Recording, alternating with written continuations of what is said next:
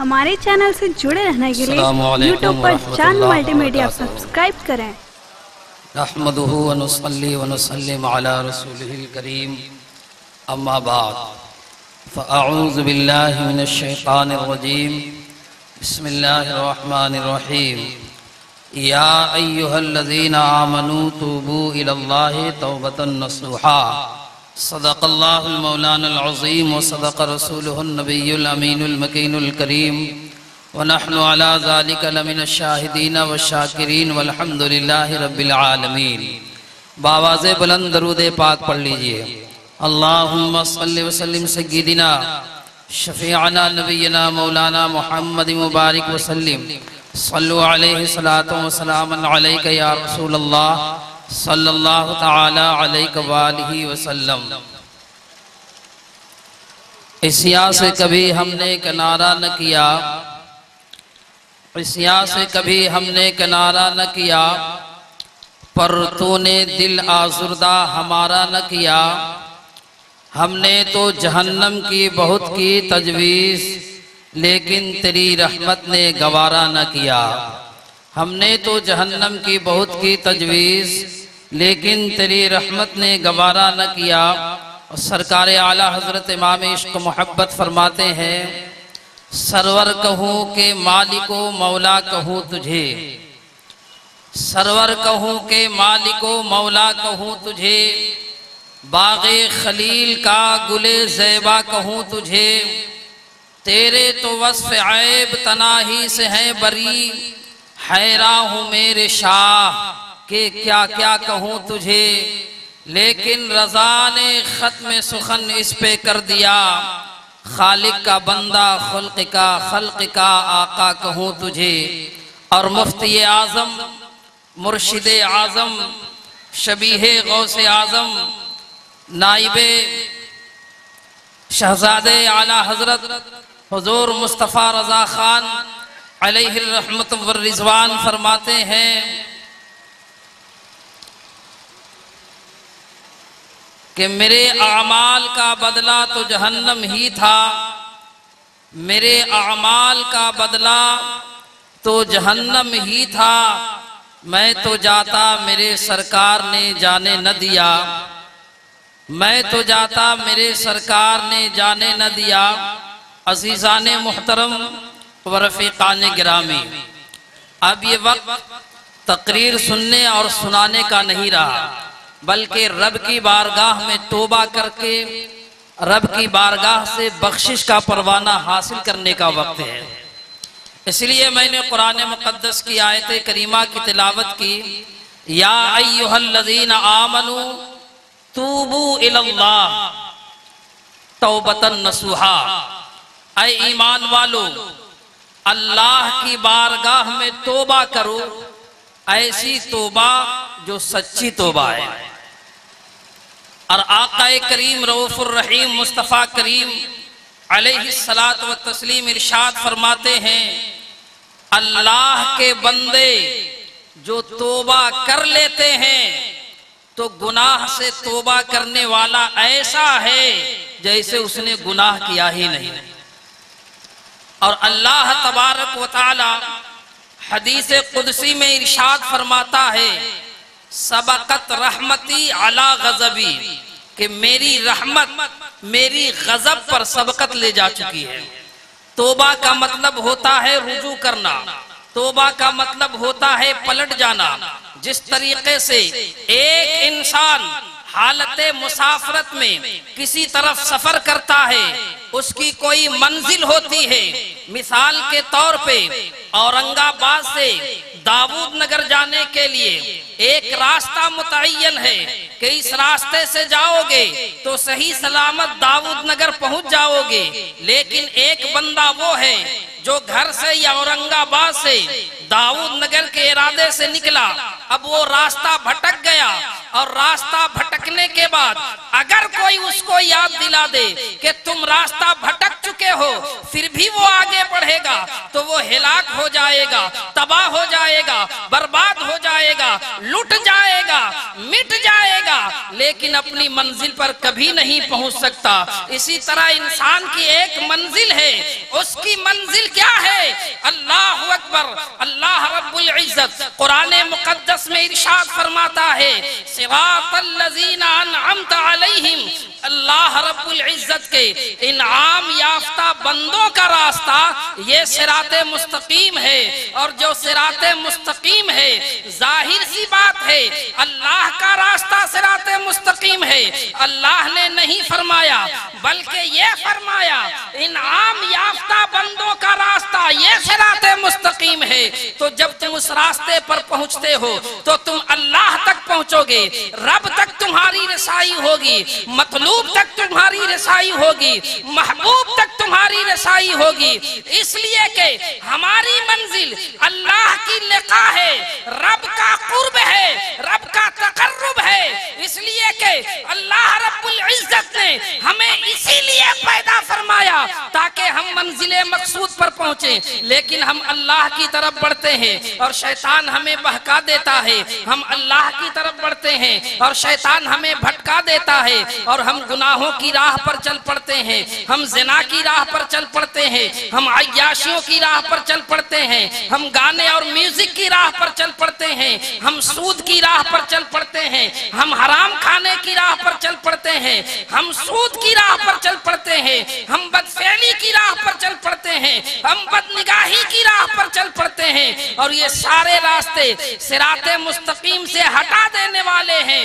تو جب بندہ ان راستوں پر چل پڑتا ہے اور صراط مستقیم سے تعلق کو توڑ لیتا ہے، اور جب بندے کو احساس ہوتا ہے کہ میں تو غلط راہ پر جا رہا ہوں، میں تو جہنم کی راہ پر جا رہا ہوں، میں تو بے حیائی کی راہ پر جا رہا ہوں، میں تو عشق مزاجی کی راہ پر جا رہا ہوں، کہاں میری منزل اللہ کا قرب تھا اور کہاں میں سود کے دلدل میں پھنس رہا ہوں، کہاں میری منزل وہ حسن کامل تھا اور میں کسی کے زلفوں کا اسیر بن چکا ہوں، کہاں میری منزل رزق حلال کو پا کر کے اس محبوب کی رضا حاصل کرنی تھی، لیکن میں حرام کے دلدل میں ڈوبا جا رہا ہوں۔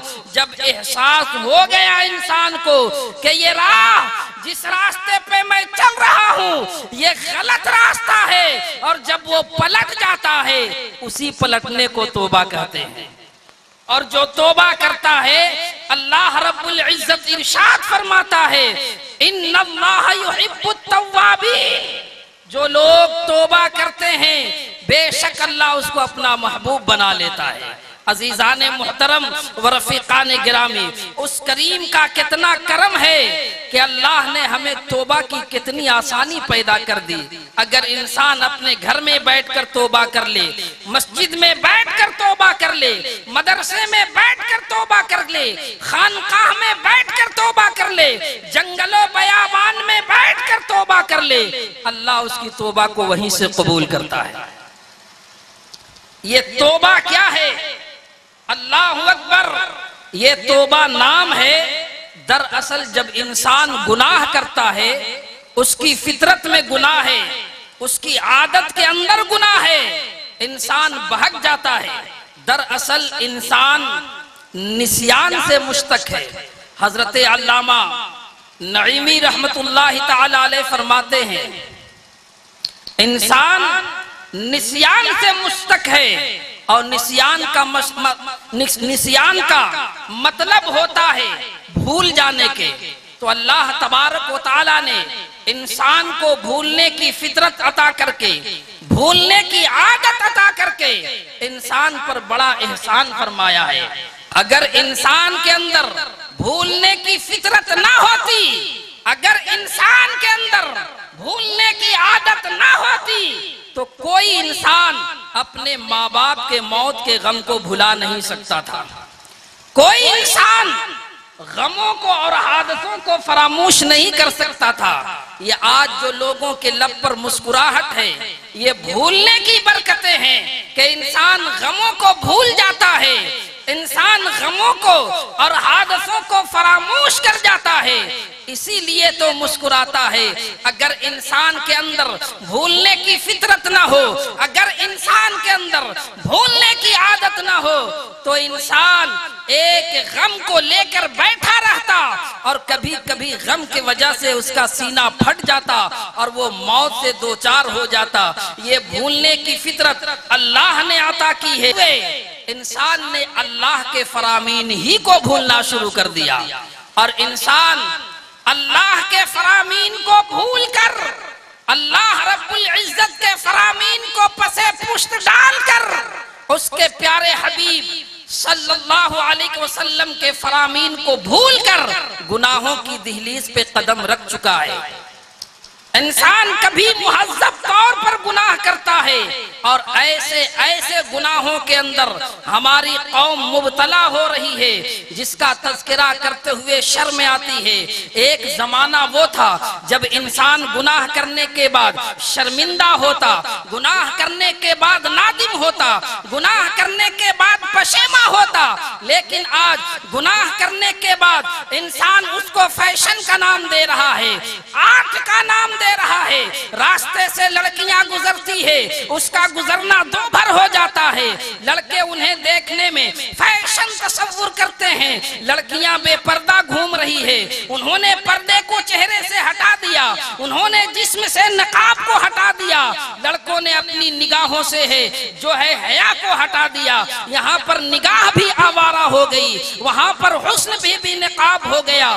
طرح طرح کے جرائم جنم لے رہے ہیں، گناہوں کے اڈے آباد ہو رہے ہیں، مسجدیں ویران ہو رہی ہے، نماز کے اوقات میں ٹی وی دیکھی جا رہی ہے، نماز کے اوقات میں کیرم کھیلے جا رہے ہیں، نماز کے اوقات میں تاش پتیوں پر ہاتھ پھیرے جا رہے ہیں، نماز کے اوقات میں نکڑوں پر بیٹھ کر کے کسی کی زلف رخسار کی باتیں کی جا رہی ہے، نماز کے اوقات میں گھروں میں بیٹھ کر کے گپ شپ کیا جا رہا ہے۔ لوگوں کو احساس ہی نہیں کہ ہم اللہ تبارک و تعالیٰ کی بارگاہ میں اتنا بڑا جرم کر رہے ہیں کہ اس جرم کی معافی کیسے ہو سکتی ہے۔ میرے آقا صلی اللہ تعالیٰ علیہ وسلم نے ارشاد فرمایا قریب قیامت ایسا ہوگا، میرے آقا ارشاد فرماتے ہیں کہ جس نے ایک وقت کی نماز جان بوجھ کر ترک کر دی،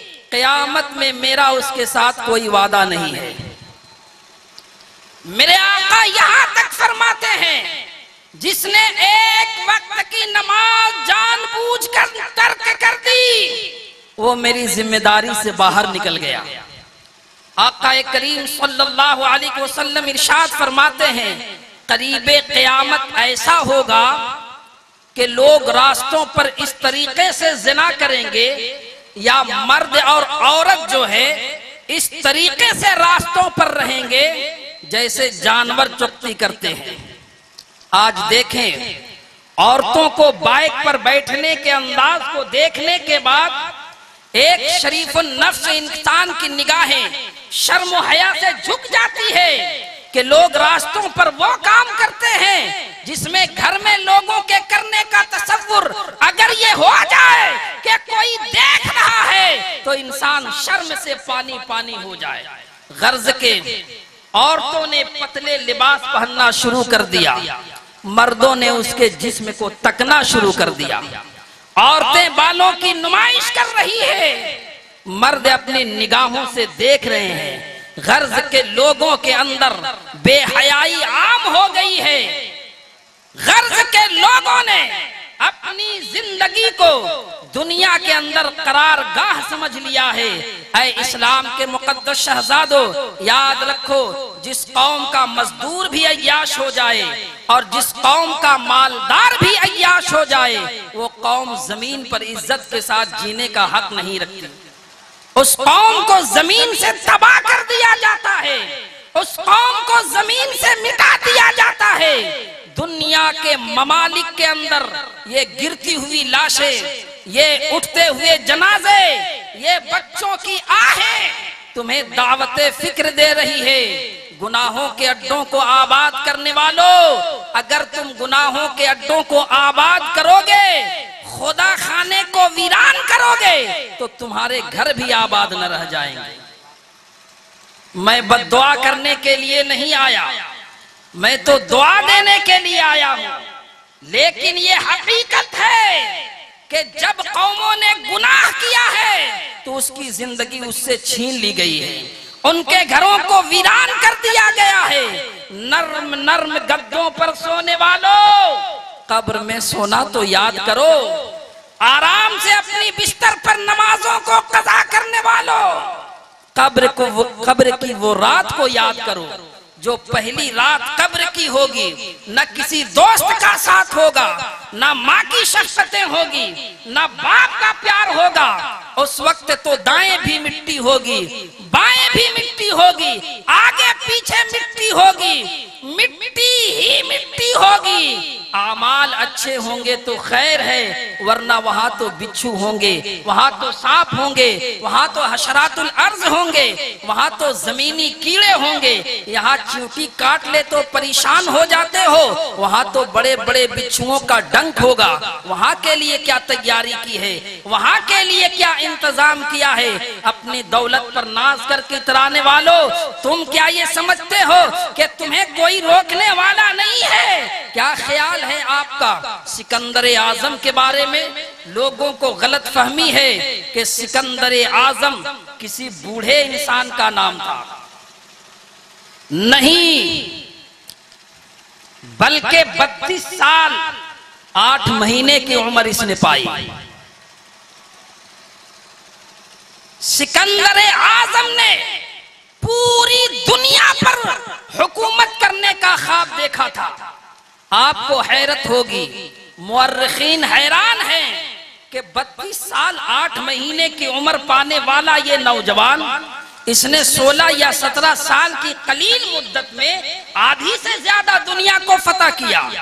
امریکہ میزائل کے باوجود نہیں کر پا رہا، دنیا کا سپر پاور دوسرے ممالک کو اپنے قبضے میں نہیں کر پا رہی ہے، لیکن گھوڑے کے زمانے میں، خچر کے زمانے میں اس نے 16 یا 17 سال کی قلیل مدت میں آدھی سے زیادہ دنیا کو فتح کیا۔ اور ملک ایران کی بابل شہر میں جب انہیں ٹائیفائڈ کا مرض ہوا اور ٹائیفائڈ کے مرض کے اندر یہ 8 دن تک بیمار رہا، اس نے کہا شاید اب میں دنیا سے جانے والا ہوں، شاید اب میں دنیا سے کوچ کرنے والا ہوں۔ تو طبیبوں نے کہا تھا، حکیموں نے کہا تھا کہ آپ کو ایسا مرض تو نہیں ہے جس مرض میں لوگوں کو موت آتی ہے، لیکن 8 دن کے قلیل مدت کے اندر وہ بیمار رہا اور 32 سال 8 مہینے کی عمر میں وہ جوانی کے عالم میں دنیا سے چل بسا۔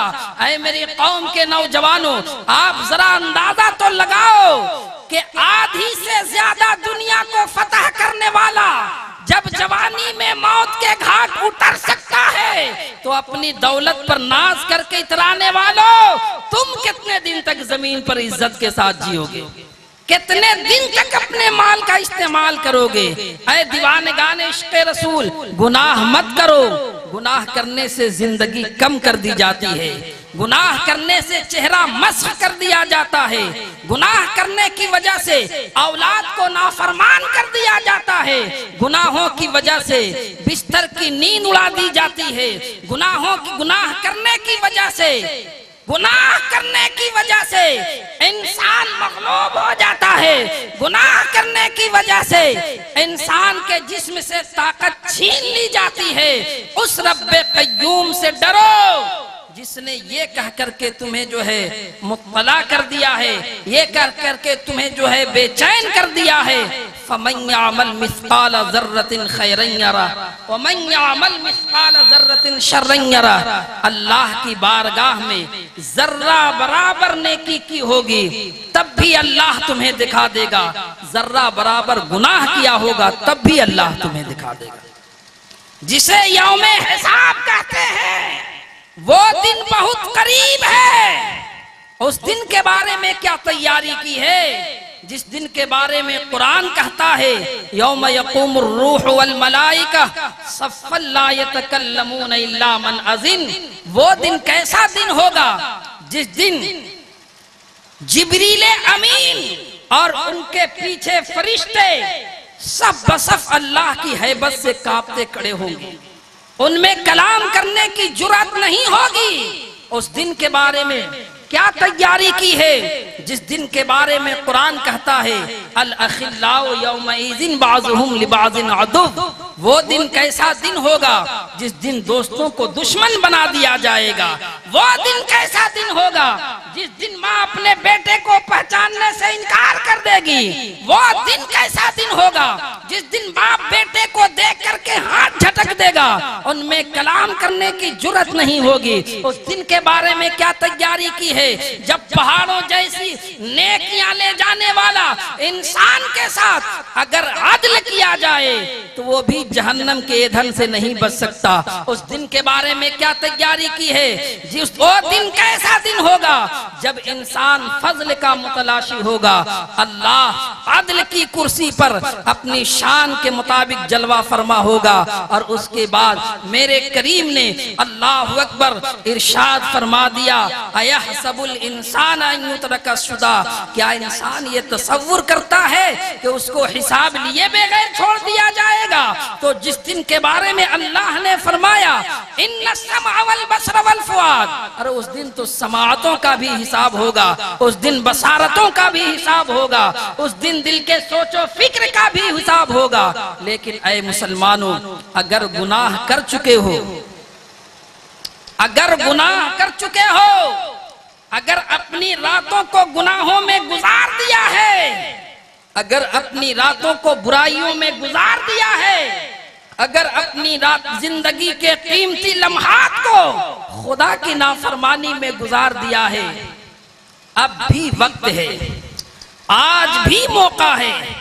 میرا رب تم سے صلح کرنے کے لیے تیار ہے۔ میرا کریم فرماتا ہے یا ایھا الذین آمنوا توبوا الی اللہ، اے ایمان والو اللہ کی بارگاہ میں توبہ کرو، اور جب تم توبہ کر لوگے اللہ تمہیں معاف فرما دے گا۔ ان اللہ یحب التوابین، جو لوگ توبہ کرتے ہیں بے شک اللہ اس کو اپنا محبوب بنا لیتا ہے۔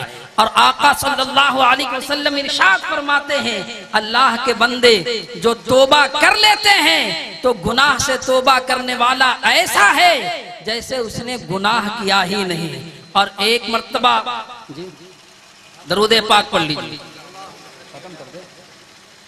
اللہ رب محمد صلی اللہ علیہ وسلم نحن عباد محمد صلی اللہ علیہ وسلم۔ یہ توبہ کیا ہے؟ یہ توبہ نام ہے، یہ توبہ کیا ہے؟ حضرت امام غزالی رحمت اللہ تعالی علیہ لکھتے ہیں لوگ سمجھتے ہیں توبہ کان پکڑنے کا نام ہے، گالوں کو پیٹنے کا نام ہے، استغفر اللہ کہنے کا نام۔ توبہ کیا ہے؟ گناہ پہ شرمندہ ہو جانا، یہ توبہ ہے۔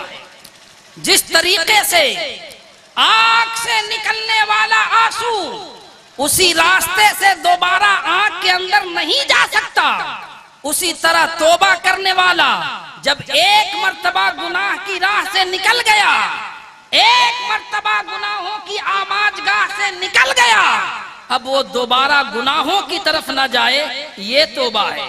اور ام المومنین میری ماں، آپ کی ماں، ہم تمام مومنوں کی ماں حضرت عائشہ صدیقہ رضی اللہ تعالی عنہ نے ایک مرتبہ آقا کریم صلی اللہ علیہ وسلم سے پوچھا یا رسول اللہ، بس گفتگو ختم ہو رہی ہے، میری ماں حضرت عائشہ صدیقہ رضی اللہ تعالی عنہ نے ایک مرتبہ آقا کریم صلی اللہ علیہ وسلم سے پوچھا یا رسول اللہ صلی اللہ تعالی علیہ وسلم، آپ کی امت میں کچھ لوگ ایسے بھی ہیں جن کو اللہ بغیر حساب و کتاب جنت میں داخل فرما دے گا؟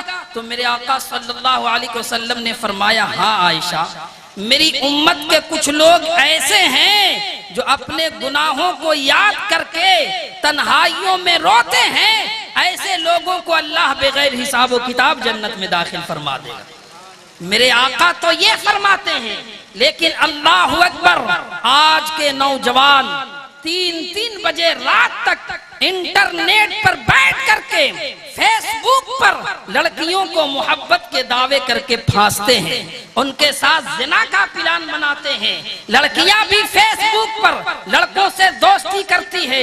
मैं अर्ज ये करना चाहता हूँ, हालांकि मेरी ज़बाने हया खामोश है कि इस पर मैं क्या तबसरा करूं, लेकिन दिल के फफोले जल उठे सीने के दाग से।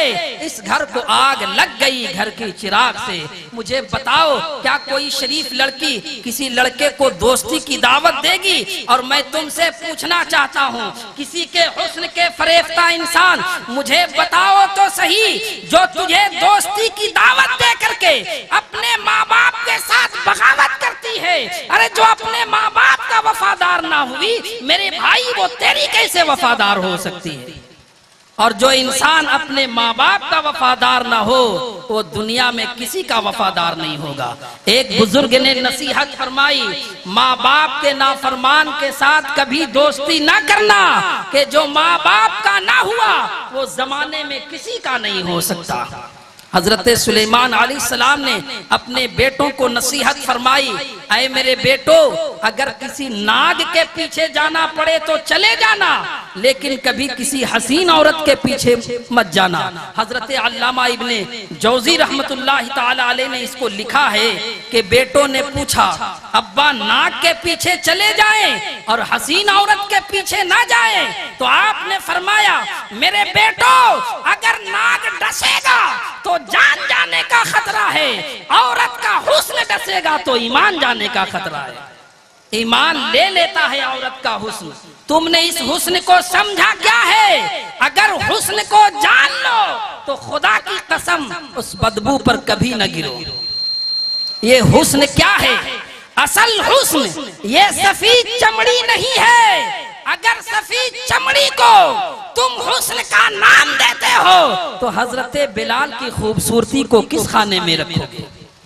अल्लाह की इज्जत और जलाल की कसम, आसमान का चांद भी हजरत बिलाल के हुस्न पर फिदा है, इसलिए कि हजरत बिलाल का दिल इतना चमकता है कि बिलाल के दिल से जन्नत रोशन हो जाती है।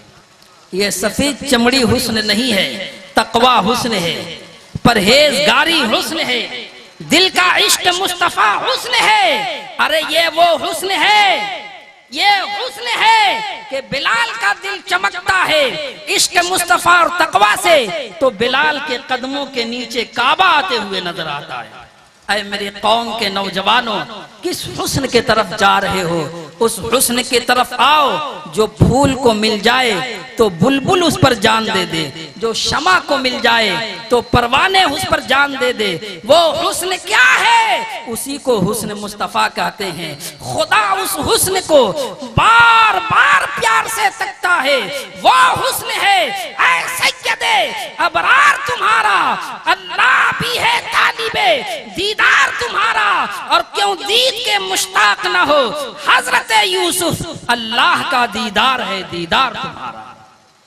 अरे बुलबुल से पूछो कि वो फूल पर क्यों कुर्बान है, क्या उसे लाल रंग पसंद है? अगर लाल रंग पसंद होता तो वो लाल कपड़ों पर जान क्यों नहीं देता? अगर खुशबू पसंद है तो वो अत्तार की दुकान पर जान क्यों नहीं देता? बुलबुल फूल ही पर जान देता है। तो हमारे इमाम इस रात से पर्दा उठाते हैं और यूं कहते हैं, हर फूल में बू तेरी, हर शमा में ज़ौ तेरी, बुलबुल है तेरा बुलबुल, परवाना है परवाना। दादा मुर्शिद तो यूं कहते हैं और आला हजरत यूं कहते हैं, उन्हीं की बू माये समन है, उन्हीं का जलवा चमन चमन है, उन्हीं से गुलशन महक रहे हैं, उन्हीं की रंगत गुलाब में है। आइए, वक्त में गुंजाइश नहीं है वरना मजीद गुफ्तगू की जाती। चलते चलते एक हदीसे पाक मैं आपके सामने पढ़ूं, हदीसे पाक का मफहूम पेश करता हूं। हो सकता है कि इस हदीस को सुन करके ये हदीस किसी के दिल पे लगे और मेरा यहाँ आना कबूल हो जाए। एक मर्तबा हुजूर सय्यदना फारूक आजम रज़ियल्लाहु मौला ताला अन्हु बारगाही रिसालत में बहुत रोते हुए आए, गिड़गिड़ाते हुए आए, दिल के कानों से इस गुफ्तगू को سنیں، اس لیے کہ مجھے جو ایسا وقت دیا گیا ہے رات کے اخیر حصہ میں، تو میں توبہ پہ گفتگو کر رہا ہوں، اس لیے کہ اگر اس وقت ہم اپنے دل سے رب کی بارگاہ میں توبہ کر لیے، اللہ کی رحمت کو جلال آ گیا تو اللہ تبارک و تعالی ہمارے گناہوں کی بخشش فرما دے گا۔ جس وقت سیدنا فاروق اعظم رضی اللہ تعالیٰ عنہ بارگاہ رسالت میں بہت روتے ہوئے آئے، گڑ گڑاتے ہوئے آئے، میرے آقا صلی اللہ علیہ وسلم نے پوچھا، عمر آج اس طرح بے چینی کے ساتھ، اس طرح بے قراری کے ساتھ آخر آنے کی وجہ کیا ہے؟ فاروق اعظم کہتے ہیں، یا رسول اللہ صلی اللہ تعالی علیہ وسلم، آج آپ کی چوکھٹ پر ایک نوجوان کو میں نے روتا دیکھا، اس کو رونے کا اثر مجھ پہ یہ ہو گیا کہ میری آنکھوں سے آنسو جاری ہو گئے۔ میرے آقا صلی اللہ علیہ وسلم نے فرمایا، عمر اس نوجوان کو بلاؤ تو صحیح، اس نوجوان کو اندر تو بلاؤ۔ وہ نوجوان اندر آیا اور آنے کے بعد وہ سر پہ خاک ڈال رہا تھا، وہ رو رہا تھا، وہ اپنے گریبان کو چاک کر رہا تھا۔ میرے آقا علیہ الصلوۃ والتسلیم نے فرمایا، اے نوجوان، یہ جو تو رو رہا ہے، یہ جو تو سر پہ خاک ڈال رہا ہے، یہ جو تو گریبان چاک کر رہا ہے، آخر اس کی وجہ کیا ہے؟ وہ نوجوان کہتا ہے، یا رسول اللہ میں تو ہلاک ہو گیا آقا، میں تو تباہ ہو گیا آقا، میں تو برباد ہو گیا آقا۔ میرے آقا نے فرمایا، ہوا کیا؟ بتاؤ تو صحیح۔ تو اس نے کہا، یا رسول اللہ میں نے بہت بڑا جرم کیا ہے، میں نے بہت بڑا گناہ کیا ہے، میں تو لٹ گیا آقا، میں تو تباہ ہو گیا آقا۔ آقا فرماتے ہیں، نوجوان کیا تو نے شرک کر لیا؟ آقا نے فرمایا، نوجوان کیا تو نے شرک کر لیا؟ نوجوان نے کہا، یا رسول اللہ نہیں یا رسول اللہ، میں نے شرک نہیں کیا ہے۔ آقا نے فرمایا، تو پھر کیا تو نے زمین سے بڑا گناہ کیا؟ تو اس نوجوان نے کہا، ہاں یا رسول اللہ میں نے زمین سے بڑا گناہ کیا ہے۔ کیا تو نے آسمان سے بڑا گناہ کیا؟ ہاں یا رسول اللہ میں نے آسمان سے بڑا گناہ کیا ہے۔ کیا تیرا گناہ کرسی سے بڑا ہے؟ ہاں یا رسول اللہ میرا گناہ کرسی سے بڑا ہے۔ آقا فرماتے ہیں، نہ بندے بتا تو صحیح، تیرا گناہ بڑا ہے یا میرا اللہ بڑا ہے؟ تیرا گناہ بڑا ہے یا میرا اللہ بڑا ہے؟ اس نے گردن کو جھکا لیا اور عرض کیا، یا رسول اللہ میرا گناہ بہت بڑا ہے، لیکن میرے اللہ سے بڑا میرا گناہ نہیں ہو سکتا۔ اللہ ہی بڑا ہے، اللہ ہی بڑا ہے، اللہ ہی بڑا ہے۔ جب اس نے یہ نعرہ لگایا ہے تو میرے آقا صلی اللہ علیہ وسلم نے فرمایا کہ بڑے گناہ کو بڑا رب ہی معاف کرتا ہے، عظیم گناہ کو عظیم خدا معاف کرتا ہے۔ اگر اللہ بڑا ہے تو وہ تمہارے گناہوں کو ضرور معاف فرمائے گا، لیکن بندے بتا تو صحیح تو نے کیا کیا ہے، تیرا جرم کیا ہے؟ اس نے گردن کو جھکا لیا، آنکھیں نیچی کر لی، کہا، یا رسول اللہ یہ نہ پوچھتے تو اچھا ہوتا، میرے اندر اتنی طاقت نہیں کہ میں اپنے گناہ کو بیان کر سکوں، میرے اندر اتنی قوت نہیں کہ میں اپنے داستان گناہ کو عرض کر سکوں۔ میرے آقا نے فرمایا، کہو تو نے کیا کیا ہے؟ اس نے نگاہیں نیچی کی، اب وہ عرض کرتا ہے، کیا عرض کرتا ہے؟ بہت توجہ سے سنیں، دل کے کانوں سے سنیں۔ وہ عرض کرتا ہے، یا رسول اللہ تقریباً 7 سال کا عرصہ بیت گیا۔ کتنے سال کا؟ 7 سال کا عرصہ بیت گیا۔ میں ہر روز کفن چراتا ہوں اور مردوں کو ننگا کرتا ہوں۔ ایک دن قبر کھودنے والے نے مجھے اطلاع دی کہ انصار کے گھرانے میں ایک بہت مالدار گھر کی لڑکی کا انتقال ہو گیا، اس کا کفن بڑا قیمتی ہوگا۔ قبر کو نشان لگا دیا گیا۔ رات کی تاریکی میں جب میں نشان زدہ قبر پہ پہنچا تو چاند چمک رہا تھا، چاند کی دودھیا روشنی قبرستان کے قبروں کو منور کر رہی تھی۔ قبر کھودی گئی، اس لڑکی کو باہر نکالا گیا، اس کے بدن سے اس کے کفن کو نکال لیا گیا۔ یا رسول اللہ ایک تو وہ لڑکی نیک تھی، بہت پاک باز تھی، بہت نیک سیرت تھی، اور جب اس کے کفن کو اس کے بدن سے مکمل نکال لیا گیا ہوگا، اب آپ سمجھ سکتے ہیں کہ کیفیت کیا ہوئی ہوگی۔ میری زبان حیا اس کی اجازت نہیں دیتی کہ میں اس واقعے کو، اس کی اجازت نہیں دیتی کہ میں اس سلسلے میں کچھ عرض کر سکوں۔ فقط اتنا بتانا چاہتا ہوں کہ جب اس لڑکی کے بدن سے اس کے کپڑے کو، اس کے کفن کو مکمل نکال لیا گیا، لڑکی کا پورا جسم برہنہ ہو گیا، چاند کی دودھیا روشنی اس لڑکی کے گورے گورے جسم پہ پڑی ہے۔ اب وہ کہتا ہے یا رسول اللہ میں تو کفن چھین چکا تھا، لیکن جب چاند کی دودھیا روشنی اس کے بدن پہ پڑی تو یا رسول اللہ مجھ پہ شیطان نے حملہ کیا، اور میں نے ان قبروں کے درمیان اس مردہ لڑکی کے ساتھ زنا کیا، اور جب میں نے زنا کر لیا اور جب زنا سے فارغ ہوا تو میں نے دیکھا یا رسول اللہ وہ لڑکی زندہ ہو گئی، وہ لڑکی زندہ ہو گئی، اور اس نے رو کر کہا اللہ تجھے غارت کرے، اللہ تجھے ہلاک کرے، اللہ تجھے تباہ کرے، اللہ تجھے برباد کرے، اللہ تجھے کبھی معاف نہ کرے۔ تو نے مجھے ننگا، تو نے مجھے گندا کر دیا ان مردوں کے درمیان، اب میں قیامت تک کیسے رہوں گی ان کے ساتھ؟ یا رسول اللہ اتنا دیکھنا تھا، سننا تھا کہ میں کفن چھوڑ کر بھاگا، اب میری کیفیت یہ ہوتی ہے، اب میری کیفیت یہ ہے کہ جب میں تنہائی میں ہوتا ہوں تو اس لڑکی کے جملے میرے کانوں سے ٹکراتے ہیں، یا رسول اللہ اب میری بستر کی نیند اڑ گئی، میں کھانا نہیں کھا سکتا، میں پانی نہیں پی سکتا، اس لڑکی کی صدائیں میرے کانوں میں، اس لڑکی کی آواز، اس لڑکی کی صدائیں، اس لڑکی کے جملے میرے کانوں میں، آواز میرے کانوں میں باز غست مجھے بے چین کرتی ہے۔ یا رسول اللہ اب میں کیا کروں؟ میرے آقا نے سنا، سننے کے بعد میرے آقا نے فرمایا اے اللہ میں اس کے عمل سے بیزار ہوں۔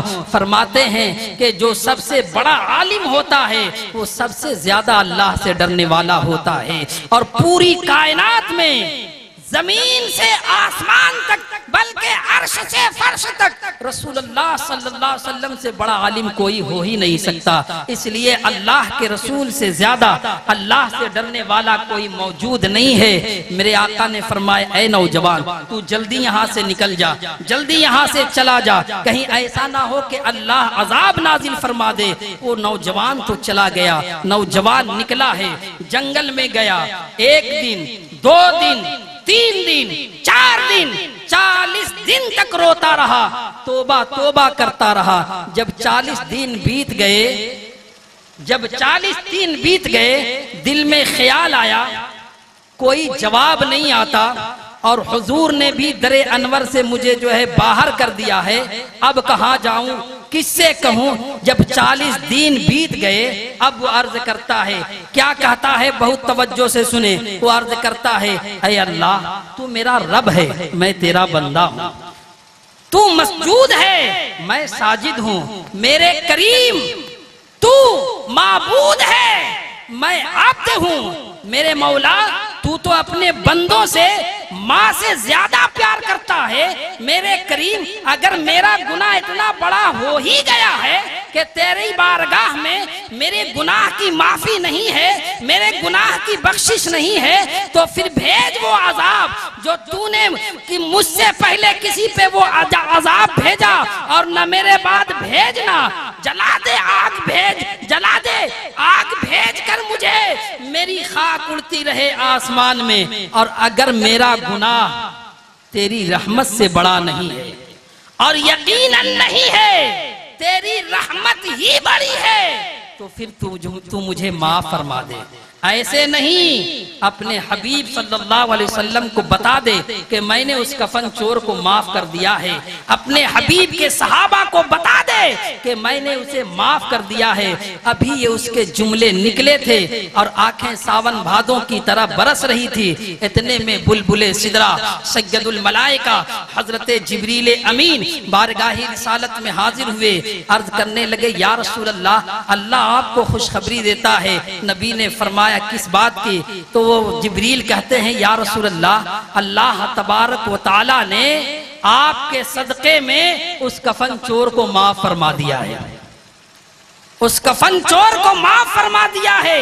اور حبیب سنیے، اگر اس سے بڑا بھی کوئی گناہ کرے گا، جو مردے کا کفن چرایا، مردہ لڑکی کے ساتھ زنا کیا، اگر اس کے بعد اگر اس سے بڑا بھی کوئی گناہ کرے گا اور سچی توبہ کرے گا، رب کا وعدہ حق ہے، رب کا وعدہ ہے کہ اللہ تبارک و تعالی آپ کے صدقے میں اس کی گناہ کو بھی معاف فرما دے گا، ان کی گناہوں کو بھی بخشش فرما دے گا، اس لیے کہ رب کا ارشاد ہے توبہ کرو، اگر تم توبہ کر لو گے اللہ تمہیں معاف فرما دے گا۔ ان اللہ یحب التوابین، بے شک جو لوگ توبہ کرتے ہیں اللہ اس کو اپنا محبوب بنا لیتا ہے۔ وآخر الدعوانا ان الحمدللہ رب العالمین۔